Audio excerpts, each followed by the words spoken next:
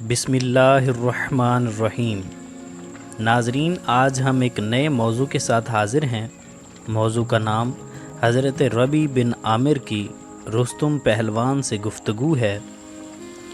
آئیے حضرت ربیع بن عامر کی رستم سے گفتگو کو تفصیلاً آپ احباب کے گوش گزار کرتے ہیں۔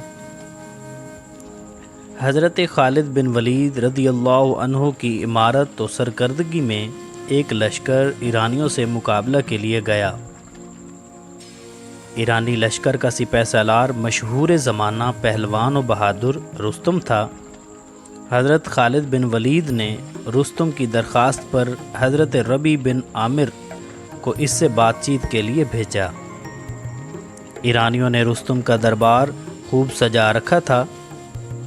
ریشم و حریر کے گدے، بہترین قالین، سونے و چاندی کی اشیاء اور دیگر اسباب زینت سے آراستہ و پیراستہ کر دیا تھا۔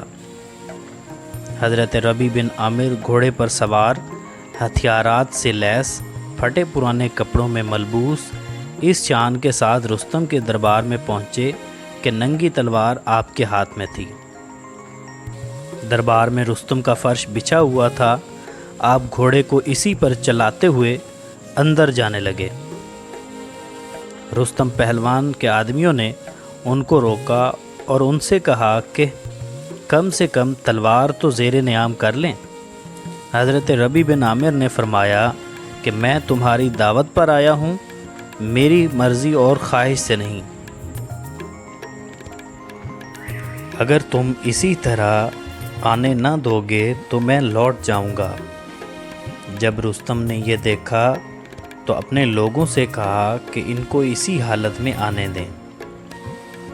چنانچہ آپ اسی شان کے ساتھ رستم کے پاس پہنچے اور فرش جگہ جگہ سے تلوار کی نوک کی زد میں آ کر پھٹ گیا تھا۔ رستم نے پوچھا کہ آپ لوگ کیا چاہتے ہیں؟ حضرت ربیع بن عامر نے ایسا جواب دیا جو ہمیشہ کے لیے لاجواب رہے گا۔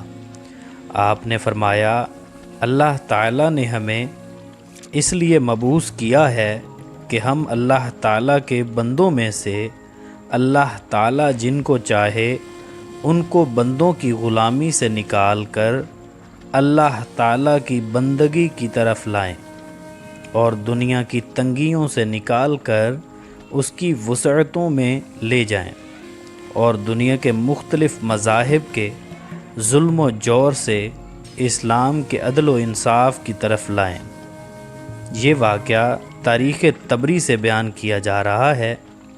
اس واقعہ سے اسلامی معاشرے کے افراد کی مظاہر کائنات سے، دنیا کی دل فریبیوں سے اور مادی طاقتوں سے بے رغبتی و بے خوفی کا عظیم و شان مظاہرہ ہو رہا ہے۔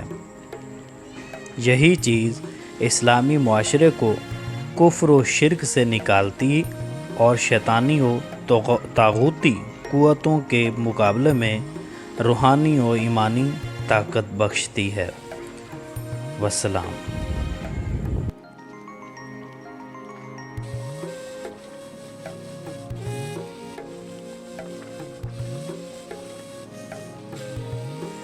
ناظرین، امید کرتے ہیں کہ آپ کو یہ ویڈیو پسند آئی ہوگی۔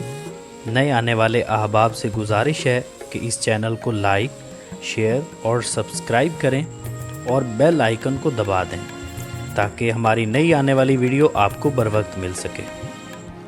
آئندہ آنے والی ویڈیوز کے لیے ہم آپ سے اجازت چاہتے ہیں۔ السلام علیکم۔